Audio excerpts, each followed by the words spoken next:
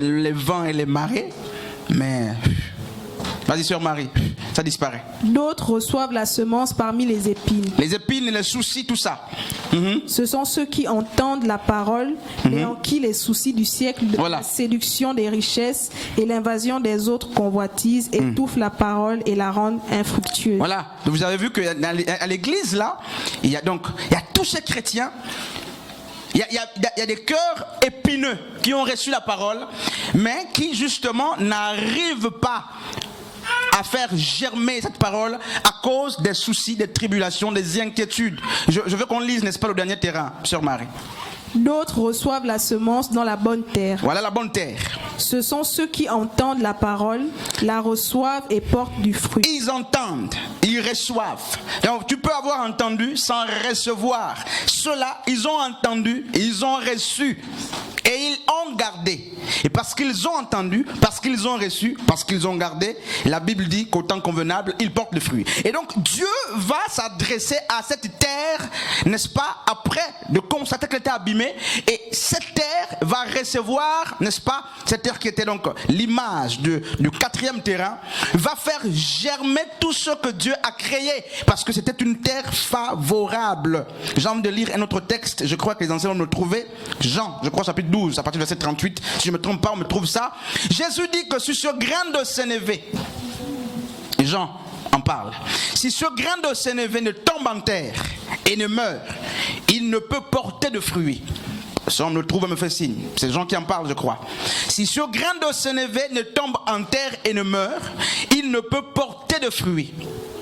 Et donc, littéralement, le grain de sénévé a été planté dans la terre, dans le cœur de l'homme, pour réparer le vide, pour réparer le caractère informe, et pour réparer, n'est-ce pas, pour chasser au loin les ténèbres, hommes et femmes de Dieu. Quelqu'un a trouvé le passage?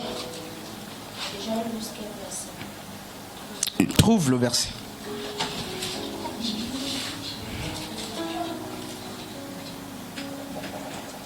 Alors, frères et sœurs, remarquons ce qui se passe. C'est que lorsque le premier Adam, d'après Jean 1 Corinthiens 15 chute, lorsque le premier Adam va chuter, qu'est-ce qui se passe? Dieu va devoir envoyer, n'est-ce pas, le second Adam. Jean 12, 24, on peut lire ça, pardon.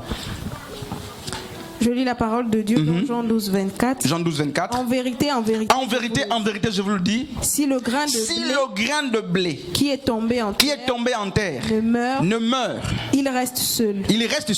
Mais s'il meurt, il porte beaucoup de fruits. Merci. Yeshua dit sur le grain de blé. Parce que dans Matthieu chapitre 13, il parle de la parabole de l'ivraie du blé. Donc Yeshua est le blé. Et il plante le blé. Et il dit ceci: si le grain de blé ne tombe en terre. Ça, c'est la première chose à comprendre. Donc, pour réparer la terre qui était abîmée, Dieu a planté le blé, le grain de blé, la parole de Dieu.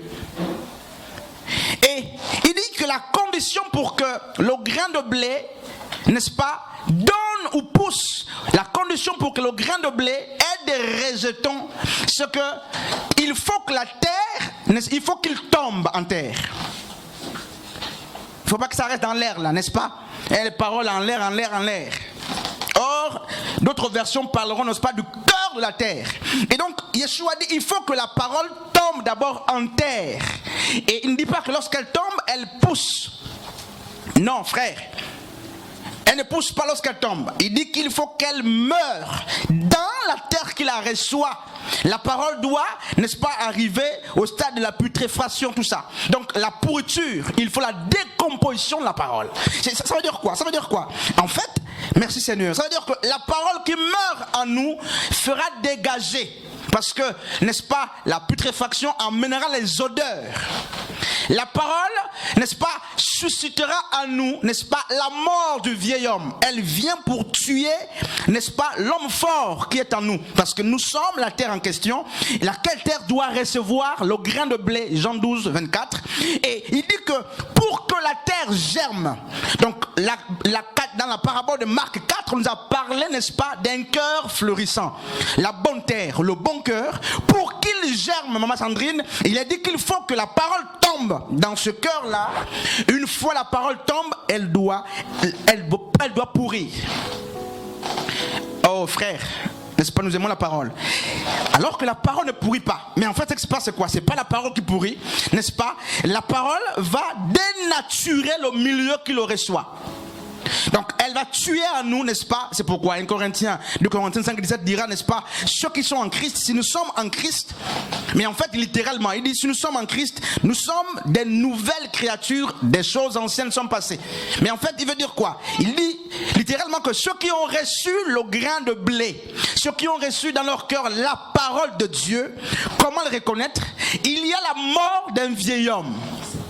Il y a la mort d'un vieil homme, et si on ne peut pas mourir sans qu'il y ait des odeurs, c'est pas normal. Or, les odeurs viennent pourquoi, Anne? Mais pour nous éloigner de nos vieux amis. Quand je parle d'amis, là, c'est pas les amis de la chair.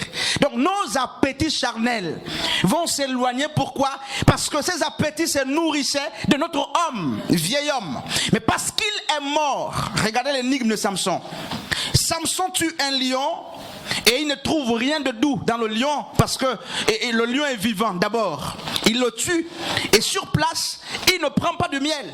Et on nous dit plusieurs mois après, quelques jours après, Samson lorsqu'il vient, il va constater justement que le vieil homme, l'homme fort est mort. Et le lion sentait déjà. Le lion était pourri, pour parler littéralement, permettez l'expression. Et c'est parce que le lion était pourri qu'il va prendre le miel. Donc les abeilles sont venues trouver là, n'est-ce pas, un pâturage pour faire du miel. Or, le miel nous parle de la douceur.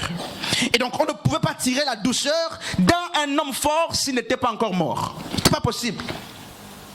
Et on nous dit dans Jean 12, ça c'est un message de l'enseignement qu'on doit ramener un jour.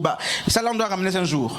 Jean 12, 24 dit, la parole tombe. Dans quoi? Le cœur de l'homme. Et ce cœur qui doit germer, c'est dans Marc 4, c'est la dernière terre, le dernier terrain qui a reçu, n'est-ce pas, le grain, qu'il a entendu, qu'il a gardé. N'est-ce pas? Tu entends, tu reçois et tu gardes. Tu entends, tu reçois. Beaucoup se sont arrêtés à entendre là, ils n'ont pas reçu. Ils sont devenus chrétiens. Beaucoup se sont arrêtés à entendre, ils ont reçu deux choses, mais ils n'ont pas gardé. C'est l'inachèvement. Il dit qu'il faut que tu entendes et il faut que tu reçoives. Parce que entendre, c'est pas aussi recevoir. Et recevoir, c'est pas garder. N'est-ce pas? Parce que les 4 types de terre qu'on a vu dans Marc 4 ont tous reçu la parole. Mais un seul a gardé, le dernier terrain. On dit que si le grain de blé ne tombe en terre et ne meurt, il ne peut porter de fruits. Donc il n'y a rien qui sortira.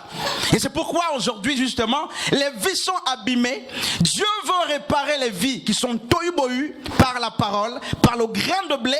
Mais la condition est que cette terre, n'est-ce pas, abîmée, doivent écouter, recevoir et garder la parole. Donc je disais, la putréfaction de la parole tue le vieil homme et autour de nous.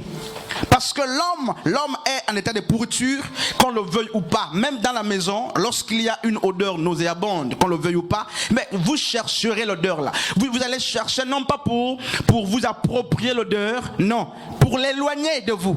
Et lorsque vous êtes arrivé à l'étape de la putréfaction en tant que terre, parce que la parole a abîmé votre caractère, la parole a abîmé votre nature, n'est-ce pas, adamique, la parole a abîmé vos appétits, mais autour de vous, les gens qui se nourrissaient de ces appétits ne pourront plus s'approcher. Pourquoi? Vous devrez rester désormais avec la parole tout seul. Ils partiront loin. Vous sentez et ils s'éloigneront. Et donc l'odeur justement, ou la putréfaction de la parole éloignera de nous, n'est-ce pas, mais tous ceux qui ne glorifient pas le nom de Dieu. Et c'est à l'issue de la putréfaction justement de la parole de Dieu que les Écritures disent justement que c'est à l'issue de cette action qu'on porte, qu'on porte, n'est-ce pas, des fruits. Bref, c'est un long message. Merci Seigneur. Donc, Dieu a parlé là-bas que la terre donne ceci, qu'il y ait ceci. C'était pour restaurer la terre qui, entre le verset 1 et le verset 2, était abîmée, était devenue tohu-bohu. Regarde toi-même. Regarde-toi. Toi-même quand tu regardes là. Tu ne vois pas que le tohu-bohu, la confusion dans ta vie là? Parce que tohu-bohu c'est la confusion. Tohu-bohu c'est le bruit. Tohu-bohu c'est la stérilité. C'est le désert. C'est le désespoir. Regarde, lorsque tu te regardes bien, mais tu es cette terre qui est devenue informe, vide, et les ténèbres. Matthieu 4, à partir du verset 12. Je voudrais que quelqu'un me lise ça à partir du verset 12 à 16. Matthieu chapitre 4 à partir du verset 12 à 16. Pardon, très vite, sœur Marie. Jésus, ayant appris que Jean avait été livré, se retira dans la Galilée. Il quitta Nazareth et vint demeurer à Capernaum. Il quitte Nazareth pour aller demeurer à Capernaum. Situé près de la mer. Situé près de la mer. Dans le territoire de Zabulon et de Nephtali. Écoutez, Zabulon et Nephtali c'est qui? C'est très bien. Ce sont des fils de Jacob. Et Zabulon et Nephtali, quand vous lisez Genèse 49, vous verrez comment Jacob a béni ses enfants. Et qu'est-ce qu'il avait dit à Zabulon et Nephtali? Pendant qu'un ancien nous fouille ça, la sœur Marie continue la lecture. Quelle était la bénédiction de Nephtali et de Zabulon? C'était quoi? Sœur Gaïla? Est-ce que Seigneur lit sœur Marie pendant qu'un ancien nous fouille ça pour nous dire, oui. Afin que s'accomplisse ce qui avait été annoncé par Ésaïe le prophète. Ésaïe 9.2 avait prophétisé sur justement ce peuple de la contrée voisine, donc ce peuple de Capernaum. Frère, la parole est riche. Et donc Yeshua quitte Nazareth, je crois. Il quitte Jérusalem, il va où? À Capernaum. Pourquoi? C'était pas fortuit, c'était pour accomplir la loi et les prophètes. N'oubliez pas qu'il a dit dans Luc chapitre 4, 24 à partir du verset 44 là-bas que la loi a parlé de moi, les psaumes ont parlé de moi, les prophètes ont parlé de moi. Et là, il va pour accomplir Ésaïe, pendant qu'on prend ça aussi là, Ésaïe 9.2, il va aller pour accomplir une parabole, plutôt une prophétie. Qu'est-ce que Ésaïe 9.2 a dit? La sœur Marie finit la lecture, un ancien nous donne les prophéties attachées à Zabulon et Nephtali, et on tombe dans Ésaïe chapitre 9 à partir du verset 2. Verset 15, le peuple de Zabulon et de Nephtali. Deux peuples, deux générations, deux terres qui avaient été bénis par leur père.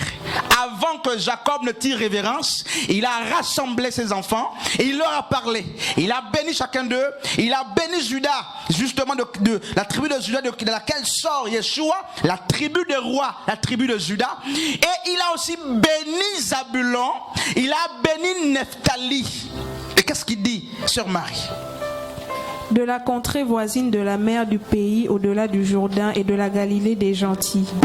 Ce peuple assis dans les ténèbres. Ce peuple, lequel? Quel peuple? De Zabulon et de la descendance de Zabulon, la descendance de Nephtali, sur qui Dieu a prophétisé. Donc Jacob a prophétisé sur eux.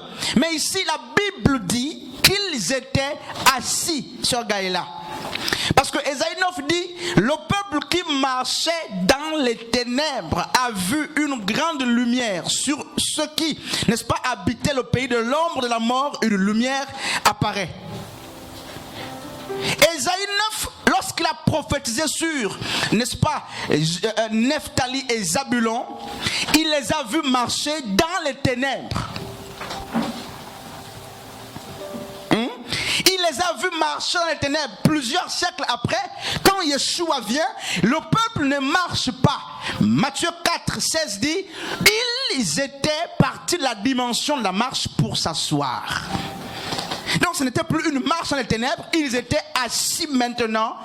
Ils avaient pris racine dans les ténèbres. Et on dit, ce peuple assis dans les ténèbres a vu une grande lumière, n'est-ce pas? Et sur ceux qui étaient assis dans la région et l'ombre de la mort, la lumière s'est levée. Frères et sœurs, Ésaïe, je disais quoi là? Non, avant Ésaïe 9 là, les prophéties attachées à Zabulon. Les prophéties attachées à Zabulon et Nephtali, c'était quoi? Elle disait quoi les prophéties? On n'a pas trouvé? T'as trouvé?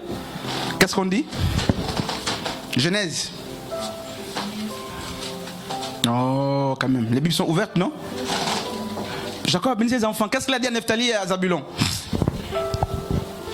Lis, qu'est-ce qu'il dit? L'heure. Qu'est-ce qu'il dit?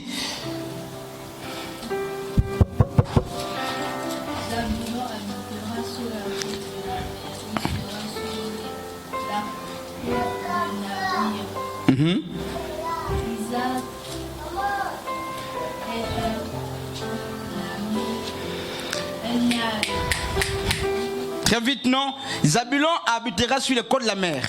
Ok, on retient ça. Et Nephtali. Une biche en liberté. Merci Diel. Merci Seigneur. Effectivement, ils étaient aux côtés des eaux là. Sœur Merveille. Mais on dit une biche en liberté, Nephtali. Une biche en liberté, mais était désormais justement dans le chaos, dans les ténèbres. Regardez frère, le Père avait prophétisé la liberté de Nephtali, mais les ténèbres l'ont tenu en captivité. Et qu'est-ce qui se passe, hommes et femmes de Dieu?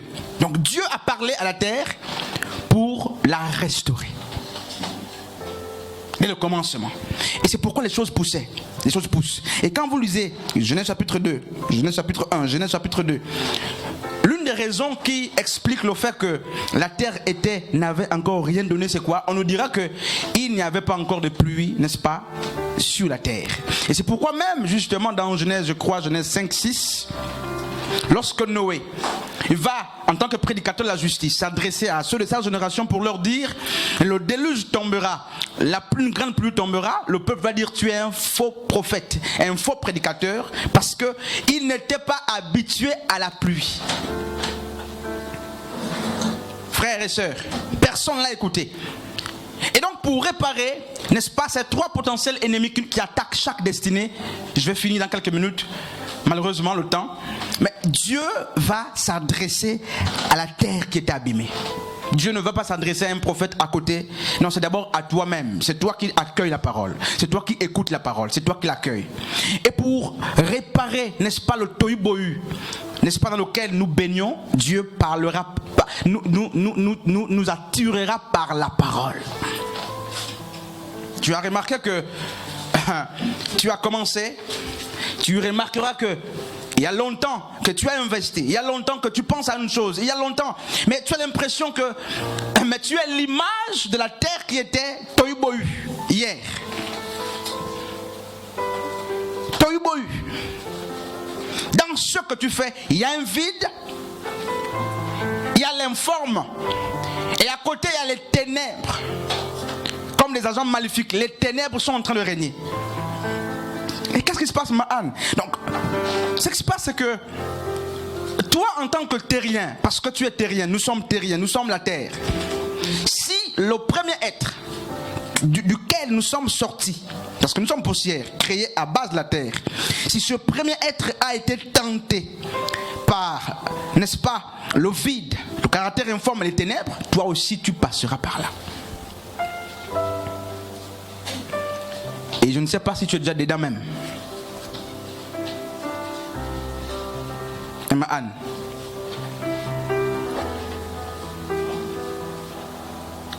Informe. Les vies sont devenues informes. La confusion. Un pied dedans, un pied dehors, deux pieds dehors. Tu commences à prier, tu deviens chrétienne, baptisée, confirmée.